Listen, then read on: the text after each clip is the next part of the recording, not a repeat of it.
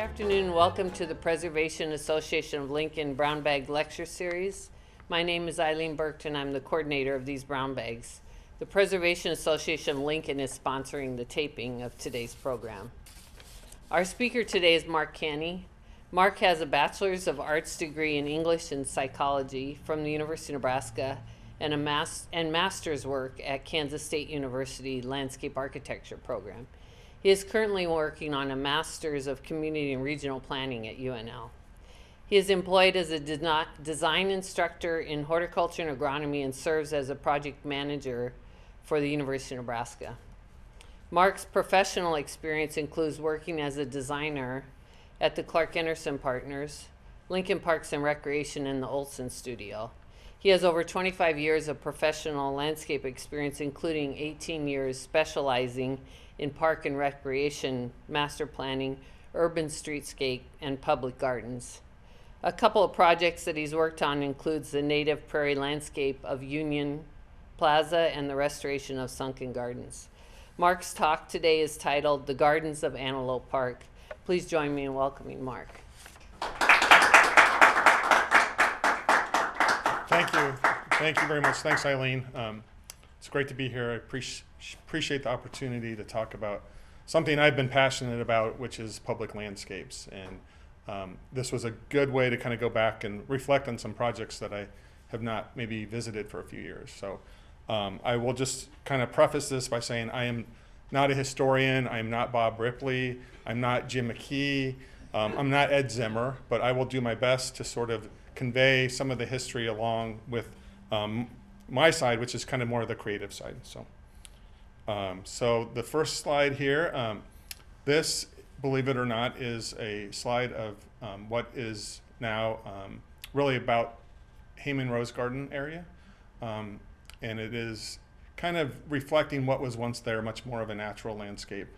Over time, for various reasons, the landscape has changed due to street patterns, due to flood control, things like that. So this is just sort of a nice reflection of what was once, and you can see early signs of horticultural interest by that planter there. So, but the planter's not there anymore. And I think, as many of you already know, Lincoln has a rich history of horticultural practices, respect for green space, public spaces, and these are just some kind of historic postcards that depict some of our favorite places. Some are as they were, some have been modified a little bit, but we've been lucky in Lincoln that there has always sort of been a value placed on preserving green space, creating green space, and really one of the primary places outside of Pioneers Park has sort of been the Antelope Park. This slide really talks about the three areas that we're really going to discuss today. As we probably all are aware, there's much more in the overall space of Antelope Park, but these are three of the places that I've been fortunate to be a participant in helping with some of the design elements. And Sunken Gardens there on the left, Heyman Rose Garden in the middle, and then the Rotary Strolling Garden on the right. And I think this is very appropriate, and it will probably appeal to some of you. If you have a garden and a library, you have everything you need. And I think that's very timely with the talks of the new library occurring, and I think just sort of what the mission has been with kind of preserving, creating green space in Lincoln. Background a little bit, as I said, I am not Ed Zimmer, I am not Jim McKee, I am not Bob Ripley, but I am going to talk a little bit about some of the historical aspects and give you a little bit of knowledge of, if you aren't familiar with Antelope Park, what we're exactly looking at. So Antelope Park is really divided into three different sections here. And you can see on this map, it kind of identifies what the three breakouts kind of are. It's sort of waved back and forth with development and with some mixed uses with city and private practice or private partners, but it's estimated at, I think, 92.53. I can't see without my readers, but that's my guess. And the first part of the Antelope Park that you might be familiar with is North Antelope Park. And just to the north of there is what is sort of Antelope Valley area, Union Plaza. Karen Nalo is here today, which was a big contributor into the design and implementation of Union Plaza. But as we work our way down a little bit, you start to see some of the other familiar aspects of Antelope Park North, which include the Muni Pool House and the Lewis Ball Fields. Antelope Park Triangle, which is sort of the area I'm really focusing on today, is kind of in the heart. I think we're all pretty familiar with it because of the location and the kind of being surrounded by Sunken Gardens, the Heyman Rose Garden, and the Strolling Garden. And then the third part really is Antelope Park South, and that's where you really start to get into the Rock Island Trail. Pioneer Woman is located that way, which we'll talk about her, because Pioneer Woman is connected to Sunken Gardens in some capacity, which we'll talk about. And then I think really that's, what am I missing down at that way? Oh, the golf course. So those are sort of the three parts of Antelope Park. Just in brief history, in 1905, the city of Lincoln purchased a 31-acre tract located southeast of 27th and D Streets. And this would eventually stretch from O Street to South Street. And I think, here you go. Here's a picture of what once was the entrance to Antelope Park. And those columns, do they look familiar to anyone? Probably not in the original location because they were part of the U.S. Treasury Bank building back in Washington, D.C. But fortunately, we had a connection through, anyone know? Yep. That was able to bring in the columns, and they really lined O Street, and that was the kind of the formal, one of the formal entrances to Antelope Park. Unfortunately, those columns and that entrance to the park went away, I believe in the 50s, is that correct, Ed? Because the city made a transaction to sell it off for a grocery store. Grocery store name, anyone? Safeway. There you go. Is that right? Safeway. And as a result, land was purchased, which is now known as Holmes Lake. And it was on the back burner to develop that into one of many people's favorite parks now. So there's always a trade-off with selling off park land, but sometimes there's a benefit.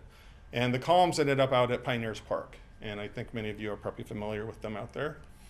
A little more history, and I think this just gives a little bit more background on the expansion of the park. 5 years later, an Omaha banker, we have someone who used to be in Omaha here today. Omaha banker helped purchase tracts along the creek, and eventually the Auld Pavilion was developed and created. And my understanding is back in the day, it was really a dance hall. And in fact, people boogied on top of the roof, if that's my understanding. So it still gets utilized today, which is great. It's great to still see these buildings in practice. And then Antelope Park continued to develop. I believe we probably are, most of us are familiar with the Seacrest family, but additional tract was donated to the city, which kind of comprises what is now known as Sunken Gardens. There's always a little bit of controversy when you say what the use of the land was before. Legend has it as a dump. Neighborhood folks prefer to say it was maybe a place to put stuff you didn't want. I don't know. Tread that lightly. And this shows an early picture of Sunken Gardens back in the day. And then another contribution, which I think we talked a little bit, or I touched upon, the Pioneer Woman, who was created by Ellis Berman. And Ellis Berman was a gentleman that provided or contributed or created several of our sort of landmark sculptures in Lincoln Parks, including Rebecca at the Well. And do you guys know any of the other pieces? Pioneer Woman? Pioneer Woman. Oh, I think I said that, didn't I? Oops. No, you said they were related. Oh. I'm guessing. Four Wars Memorial, which is also in Antelope Park. Yeah. And Smoke Signal, yeah. We have someone who really knows their history here today. So, and you guys, I'm sure you know who he is. So carrying on, we're going to kind of jump into Sunken Gardens and talk a little bit about that. I'm sure most of you are familiar with Sunken Gardens. Sunken Gardens has evolved over time. There's always been some intrigue and mystery and fun things about it. So we'll kind of talk about those a little bit. So this is one of those colored postcards back in the day, which sort of illustrates the kind of the final layout of Sunken Gardens. You have the Rebecca at the well under the Cascading Falls. You have two formal rectilinear ponds, which originally had fountains or display geysers. One had a geyser, I guess it was called. And you can see it was really constructed of rocks, so it was also known as the Antelope Park Rock Garden. One of the things that created the Sunken Gardens was the Great Depression. Men were out of work, and that was a time when government was trying to find a way to put people to work, and it wasn't uncommon for public projects such as this to become the result of such action. These are the blokes that helped build the garden, though they say there was over 200 different individuals. And it was really the city commissioner that created this opportunity by creating this temporary work. This is a view of the area where they put stuff that they didn't want anymore, but it wasn't a dump. And it just kind of gives you a winter view perspective, which is actually when the garden construction began. You can start to see the original layout. I don't know if you guys are familiar with the original layout, but there was, it's gone back into place very much how it was, but there are a few minor changes. And one of them was sort of what they called the wheel garden. It's still there in some shape or some form, but you can start to see where the ponds are going to go. You can see the change in elevation from 27th Street, but it began as a winter project. And then this is a shot once completed. I think, as I mentioned, I don't think it's uncommon to see many of the projects of this area to be constructed of those little rocks or remnants of things, very WPA sort of aesthetic, but kind of the idea of the falls, which are still there today in some form. And this is the garden before it was planted. Originally it was really planted with roses and various perennials, and the design through the creativity of Steve Nozzle and Alice Reed has certainly gotten more over the top over the years. It's sort of almost a Disneyland. And then this is how it looked when it was originally completed. That was the fountain. I think they talked about projecting at one time images onto the spray, but that was a very short-lived, and anyone that works with the city understands sometimes great ideas are not maintainable. So that is one that unfortunately didn't last particularly long. And there's a view of Rebecca at the well, Ellis Berman, and we'll come back to Ellis Berman again a little bit later on. So reasons for the renovation, I think lots of good reasons. Landscapes always need to be re-evaluated, but something that was really an issue was the accessibility. You could really only access it from D Street. And I think if you've been there today, now you know there's multiple opportunities to get into the garden. But that was really frustrating for people to have to only have one point of access, and it wasn't near parking and so forth. So accessibility was a big thing. Infrastructure, everything was hand watered at the time. So that was a lot of work. In fact, there was a little kind of well house that people weren't aware of. It was sort of like a Hobbit's, I don't know how to explain it, but where water was accessible. Safety has been a concern there. There weren't lights like there are now, and lighting, as you know, is always a double-edged sword, but opportunity to improve the safety both in lighting, but just in the pathway width. And then maintenance concerns. It was a lot to be planting annuals. For those of you that don't know Sunken Gardens, it's a primarily an annual garden that gets replanted every year with a new theme. So that is a lot of work. If you even garden at home, can you imagine, doing that work every year? And then just the aesthetics. It was feeling a little tired. Patch and repair. Rebecca, used to have a face, and now she kind of had a part of a face. So some of those things, unfortunately, needed to be looked at and maybe find some solutions for. So the master plan had a series of things that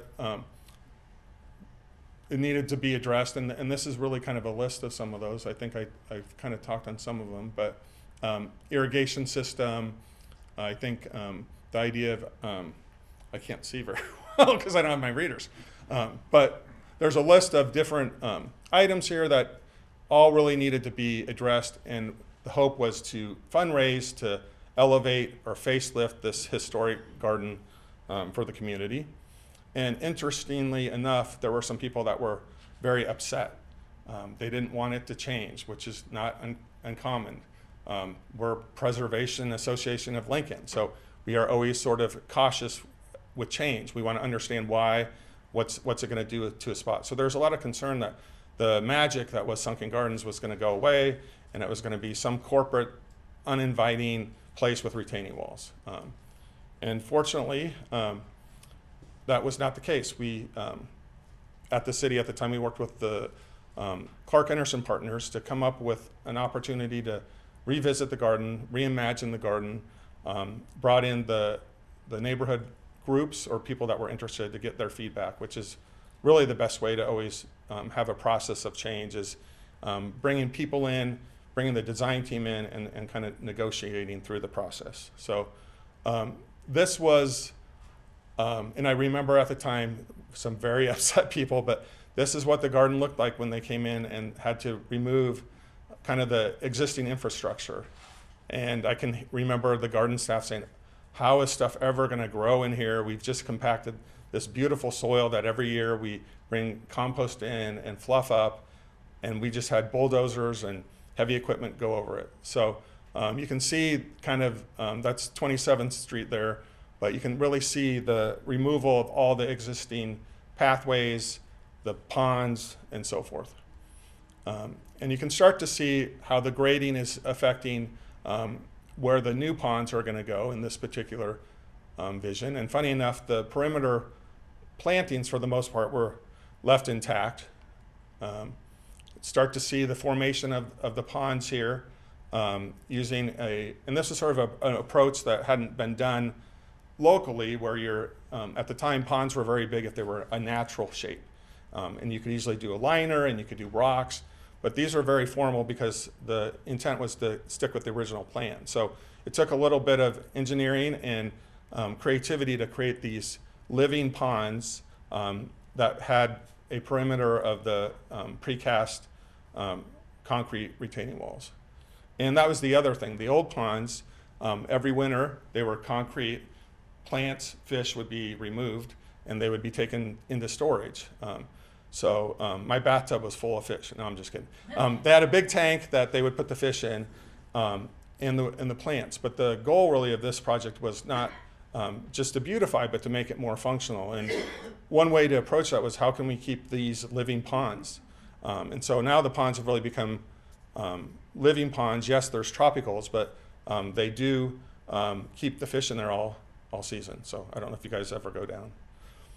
So this is what the ponds are starting to look at.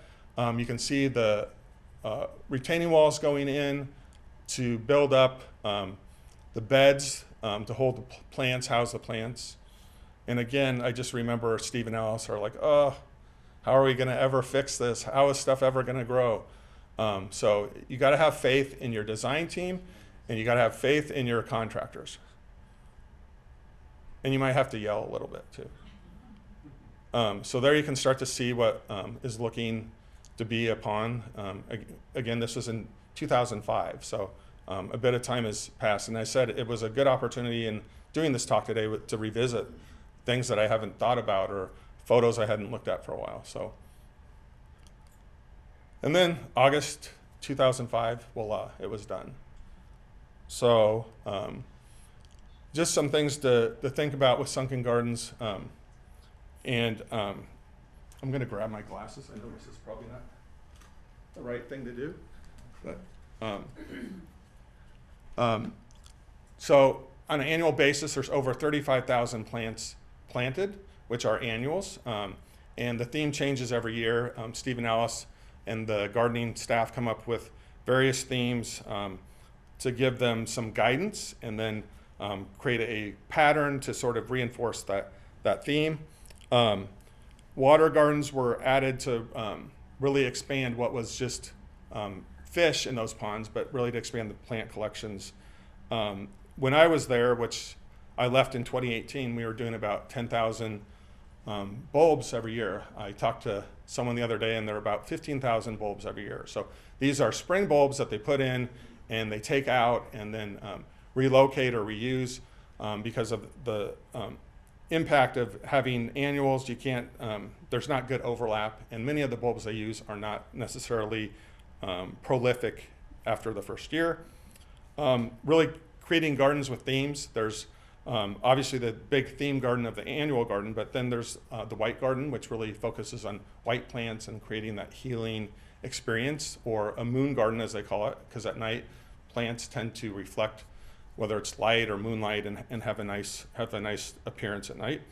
And then the shade garden, which is up around the white garden. And then finally kind of the English border garden, which is kind of a mix of all different perennials, and that's really kind of flanks the parking lot. Shrub collection, very few shrubs there previously. It was mostly just evergreen shrubs, but there's now a rhododendron collection, there's hydrangea collection. So an opportunity to really introduce woodies into what was primarily a tropical garden. And the intent with that was really to make it more of a full season garden. Even now, with everything dug up, you still see people walking through, and there's a number of amenities that have been added to encourage that. And then as part of the renovation of 2005, over 100 trees were added, which seems shocking to me now, but 100 trees were added into that space. Some were just small ornamentals, and some were things like oaks. To my recollection, that was the first butterfly magnolia planted in a public park, which one of my favorites to this day. I probably plant one a year. Nice buttery yellow flower, so it's a fun tree to have. And then it was also named one of the best 300 gardens by National Geographic, which is, I know, a big feather in their cap, and they're very proud of that. What people don't always know is the story behind the pavilion or the dome. And I won't get heavily into it because we could probably spend an hour talking about that. But the idea was really about the story of Eros and Psyche and their love for each other. In a more modern version, it's kind of been turned into Beauty and the Beast. And so the idea was sort of this meshing of a ugly, maybe less attractive component with something that was beautiful. And then together they have this sort of garden experience. And so the beauty is really seen in the dome. The beast was sort of seen in the building, which is just sort of this very rectilinear square. And then sort of their love is the garden that is produced.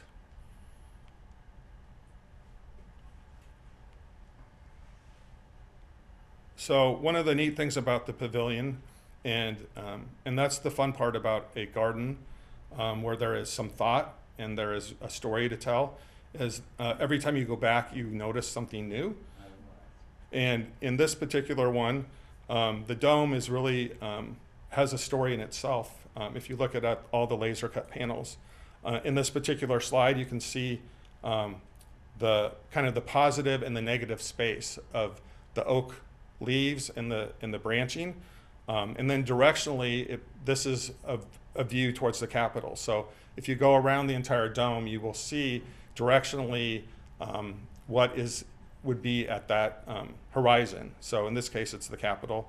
One of my favorite parts is I don't know if it will show up. Oops. Is the columns represent the trunks of the oak trees. And so you can see the branching comes out of the columns, which is a neat detail. And then on top of that, bless you, on top of that, there's a story of the seasons, of the 4 seasons. You can see within the oak trees, there's a hole, and you will see one raccoon, and then you will see, if you keep going around, you'll see 3 raccoons. So it's sort of the story of life, spring into fall, the full circle. So a lot of time and effort went into that dome from the Clark Anderson partners and their team thinking about it. And then if you get up to the top, you have a lotus or a water lily, which is indicative of the ponds down below. So nice detail. I can't imagine the number of hours that were spent on this. And I think the city, the Parks Department probably benefited from an opportunity to have a distinct project, because I'm sure we would still be paying for this dome if that was if that wasn't the case.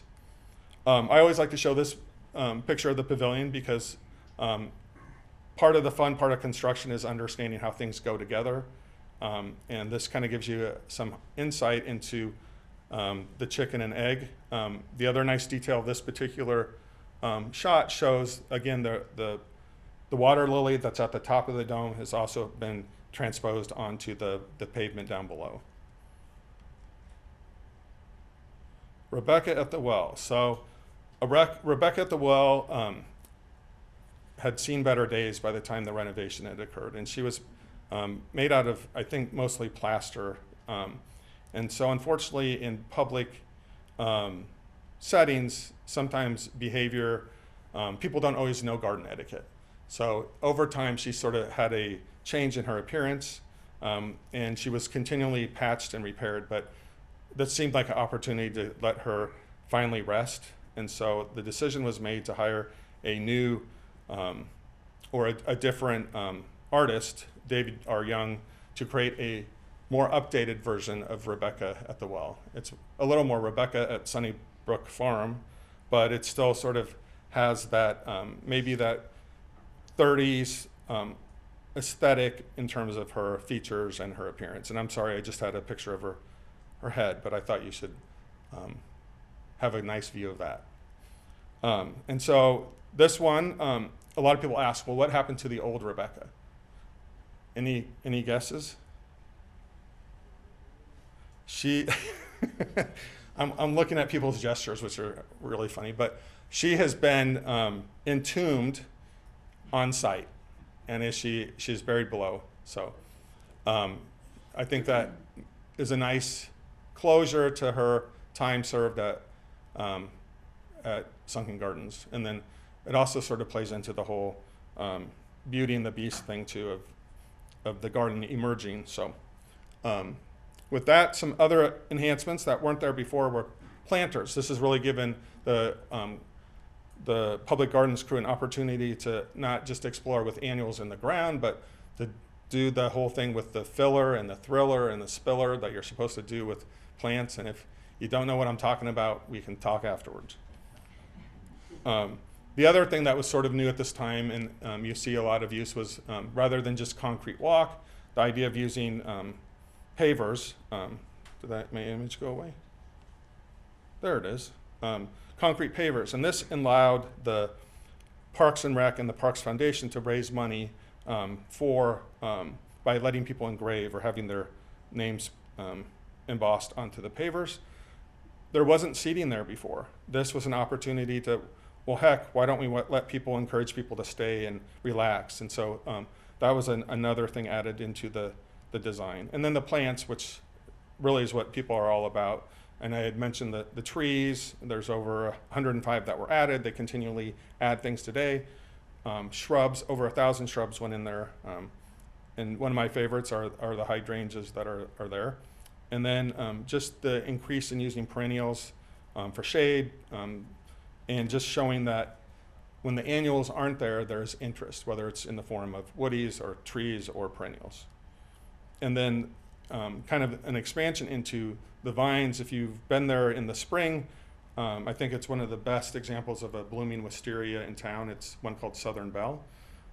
She seems to have adapted well to our climate, even with our winters. And then I mentioned over 35,000 annuals are planted every year, and I'm sure Sunken Gardens is really synonymous now with cannas and elephant ears and this very exotic fantasy sort of thing. The great part is as Lincoln has become more international through the university, you get people that come, especially in the summer, and you have people from all these different countries looking at plants that they're like, oh, I recognize this from home. And that's kind of a neat connection to make with the public. And then water plants, there's a massive amount of water plants that were added.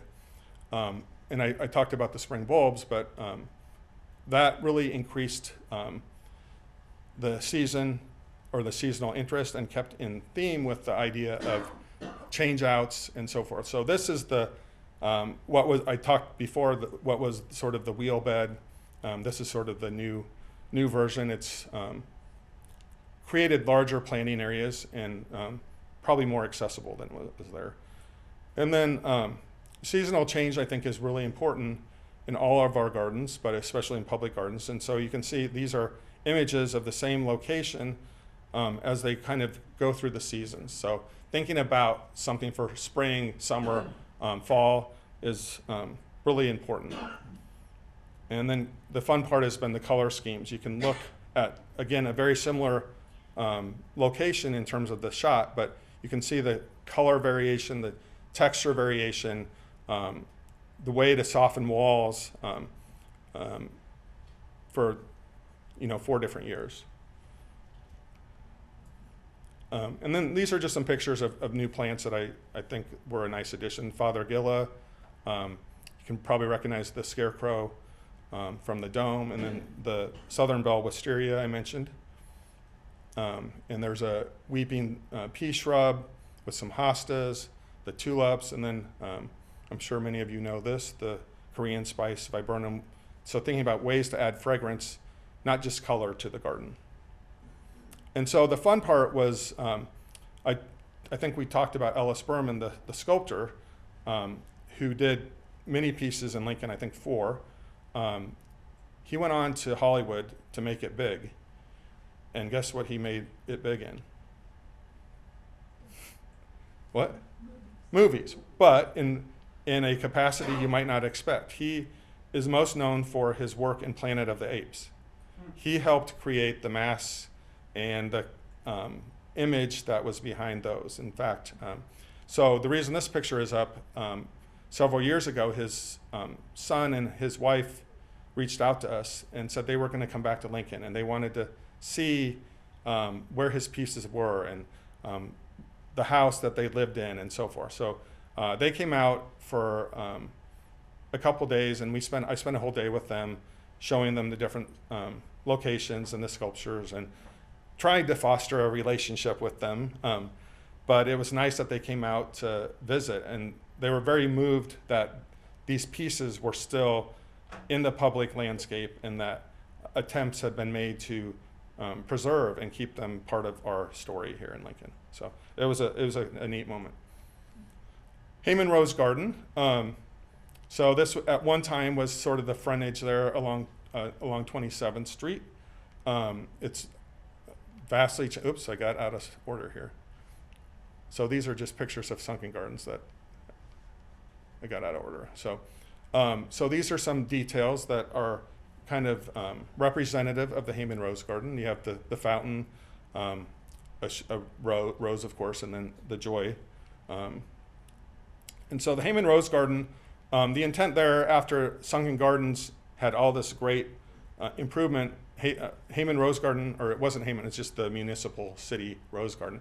It looked a little on the dumpy side. So the thought was we should probably elevate this garden and create a series of gardens. So this is kind of a hot spot in Lincoln for gardens. So the idea was really to upgrade the Rose Garden and kind of create some interest outside of just the roses for the season, because there was a fountain there which had gotten destroyed. It was out of marble, and interestingly enough, there was a neighbor in the Sheridan area that had the same fountain. So at one time it was explored, could we make molds and replace this mountain, or replace the fountain, but it didn't seem to be the best choice, especially when there's materials that might be a little hardier. So real quick, the Rose Garden location is 27th and Capitol Parkway. I'm still surprised at the number of people that don't know these gardens exist. They're very familiar with Sunken Gardens, but they're not very familiar with the gardens across the street. There is definitely a history. This is the old view of the garden from the 1940s. Very simple, not ADA accessible, as you can see. And it was also kind of the brainchild of Henry Goebel, or Fred Goebel, I'm sorry, who was the first park's floriculturist, and he was the original designer of Sunken Gardens. So that was the original name. And then through many iterations, the garden evolved and it became one of the first in Nebraska to have trial roses. And eventually, Ernest Herminghaus developed a plan for the rose garden, which we don't often hear about. But you can sort of see some of the traditional hedging and other elements that are sort of associated with his work. This is the rose garden in the 1980s. Or the 70s, it got updated again by Emilio Fontana. And really the focus was creating concentric circles, which were very hard to maintain, as you can see even in these pictures, from 72 until the renovation. It was probably time to update it. Often there was a second rose garden we don't always talk about, but it was at Woods Park, and that was removed to allow for the addition or expansion of the health department. So reasons for the renovation of the rose garden: infrastructure, it's kind of the same as Sunken Gardens. Accessibility, the paths were very narrow, it was crushed limestone that changed the pH of the soil for the roses, so there was a series of complications. It also wasn't ADA accessible, as there was a higher tier that kind of looked over, sort of a balcony that looked over. So I was fortunate enough to be tasked, after we hired Clark Anderson and they did an amazing job. I was sort of tasked because we had a much smaller budget to work on this garden. I think we had about $350,000. And so the idea was, how do we start this garden? Where do we start? So we really took inspiration from sort of the neighborhood and Art Deco and arts and crafts. And so those are really sort of and I think you'll see it in the shapes as we look at the garden, but really the geometry of that was sort of overlaid into the garden. And so here is sort of what the plan view looked like. The idea of, again, a linear park, but creating a focal plaza with a fountain, entrances, and just thinking about sculptures as a way to extend the season of the garden. We created these entry columns, working with what was Thunderstone, and at that time they did the columns at Sunken Gardens, but really the idea of using precast because limestone was so expensive, and finding ways to add elegance to the garden, but doing it on design on a dime, if you will. One part that was fun for me was working on the design of the entry gates.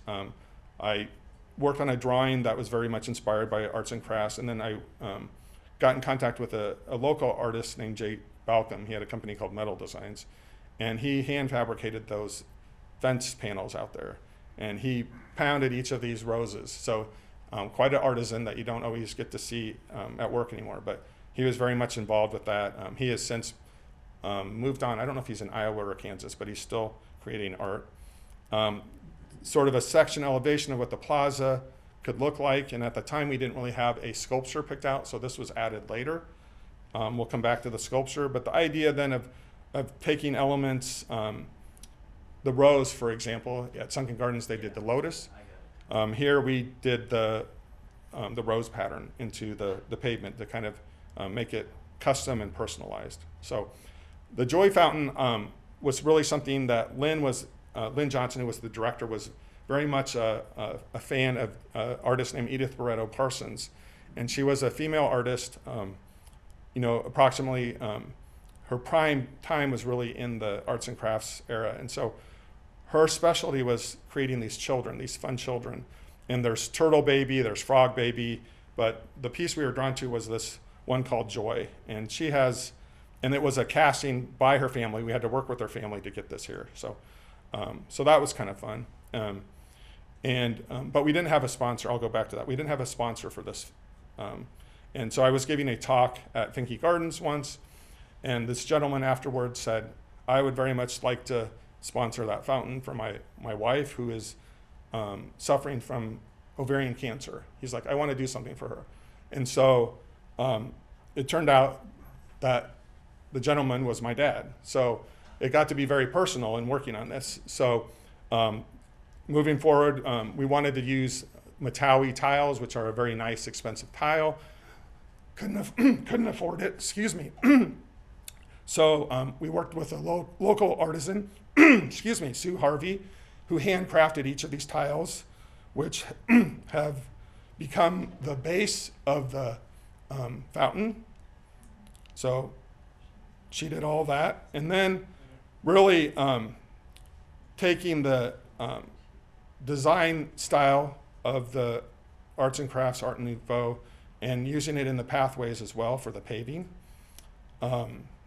Roses, oh yeah, it's a rose garden, so we got to put roses in it. So that's where I really worked with Steve and Alice, and we had over 100 different varieties of roses. A rose pavilion was another thought to add, so we worked on drawings, and eventually it got built with kind of the thematic emblem of the rose at the corner peaks. Again, a gentleman approached me. He said, there's nowhere to sit under this pavilion. Can we put some benches or something? I was like, well, we don't really have a budget to do benches. So he was like, well, why don't you design some benches? So I was able to, again, work on that notion of repeating the rose form by the development of these benches. And it ended up being my dad again. So he was very, and this is Emily Broderson, who at the time was with TMCO, and she was really a genius person at how to manufacture things. She's a very talented landscape architect, and I don't think she's working right now, but a great contributor to these benches. So these are just some images of showing the seasonal interest. There's the fountain that I talked about. Though it's dedicated to my mom, it actually says for teachers, for women, teachers, and community volunteers. So that was really what her mission in life was, and my dad sort of reinforced that through the dedication. The last garden I will touch on is the Rotary Strolling Rose Garden. Where is that, people say? So it's actually just adjacent. And the idea with this garden was to create, in contrast to the high-end, high-maintenance formal garden that was very much supported by the Rose Society, this garden was supposed to be more of a Nebraska-style garden, where think of Kim Todd and Luann Finke. So the idea for this was really using plant combinations of where you're taking perennials and adding them to shrub roses. And at the time, there wasn't a lot of those out there, of the examples. But working with Luann Finke and Steve and Alice, we created these little vignettes of plant combinations of roses and then plants that either were complementary colors or contrasting colors or monochromatic colors. So there was a series of these little vignettes, and it's probably time to be revisited again because it's been a few years, 2008. But that was sort of the premise of this garden. No chemicals were used here. It was supposed to be butterfly and bee friendly. And one of the fun elements was to create this labyrinth, which was the idea of a rose bud or a rose that hadn't opened. And then it was implemented through the use of bricks. It's not intended to be ADA accessible. It's what we call in a garden a whimsical element. So that was that. And then again, trying to keep some interesting elements when the rose garden is not in bloom. This was an element added. These spheres were added into the garden. Additional art has been added since. And this just shows the fun part of installing the roses, which were installed by the public garden staff, and they were great about doing it. You can see the labyrinth before the turf went in, and so forth.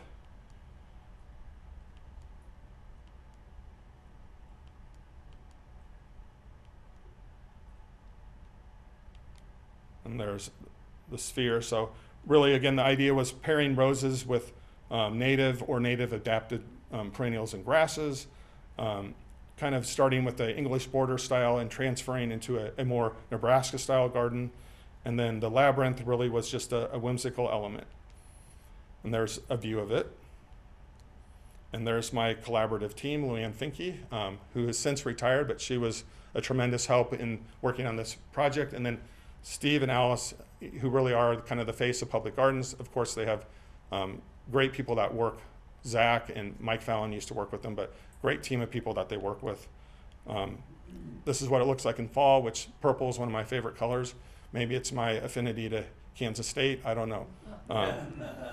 And then these are just some images of, it's really a fun garden that changes seasonally, and fall is really a great time over there. And you know, when we're having crisis with things like pollinators and monarchs, creating habitat that can be enjoyed and have some sense of order.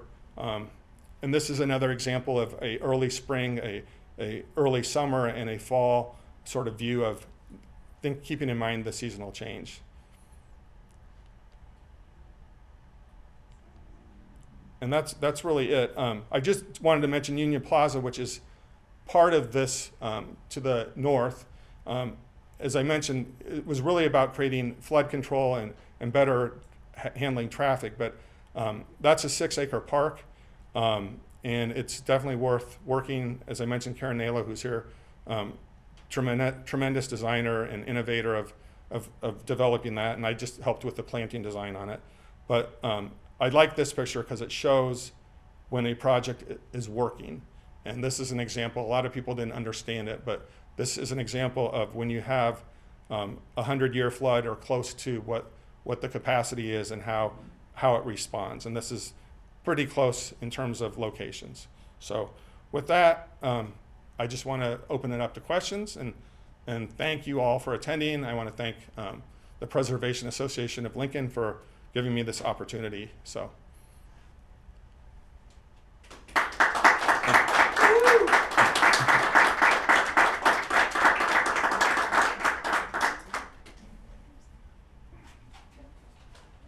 All right, thank you. Oh, do you have a question? I do. Where did you get your historic photos? I had to pay. I broke into Ed Zimmer's house one night when he wasn't there. No, I think a lot of them came from working at the Parks Department. Ed, Jim McKee, just various resources like that were kind enough to share them. And The ones of the park, like being constructed. oh, those are ones I took. Oh, or the really old ones. Yeah. Yeah, they're just in the archives that we have. That yeah, Good to know. yeah. There's a lot. I think there's a lot of park history out there, and you know, it would be great to have more stories emerge about the history. So, Mr. Bowles. When people are walking for exercise from Union Plaza north,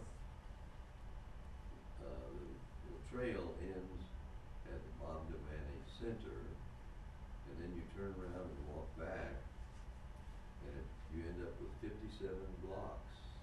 Yoo-hoo! That's impressive. Yeah, I wasn't sure of the count, but obviously you are because you've done that. Yeah.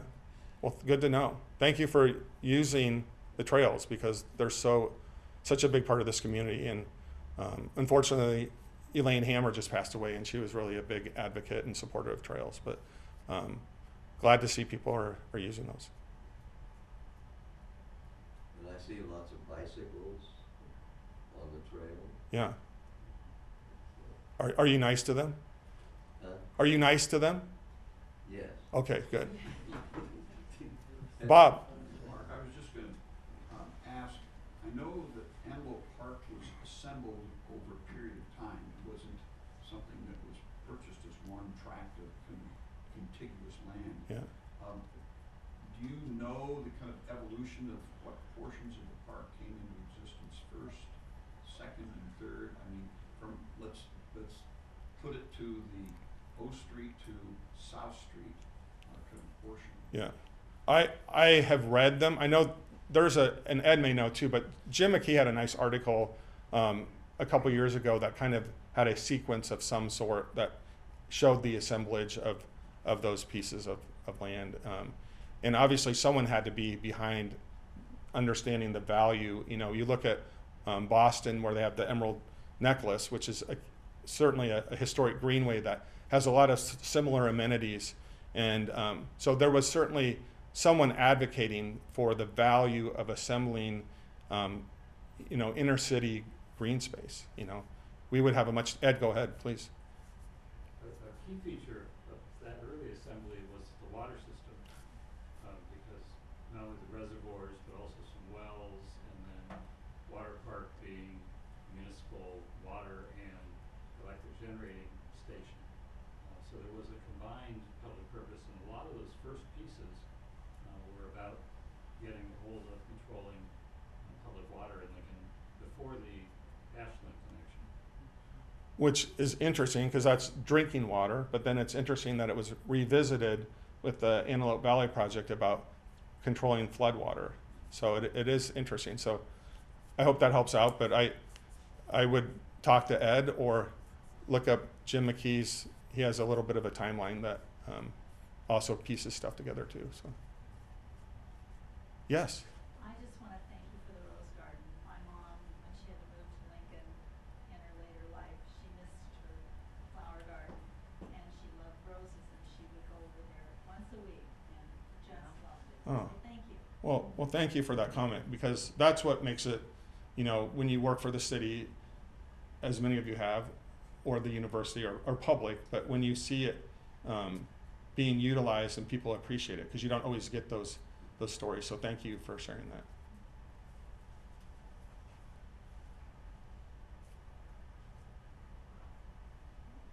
All right. Thank you. Thanks again, everyone. Thank you.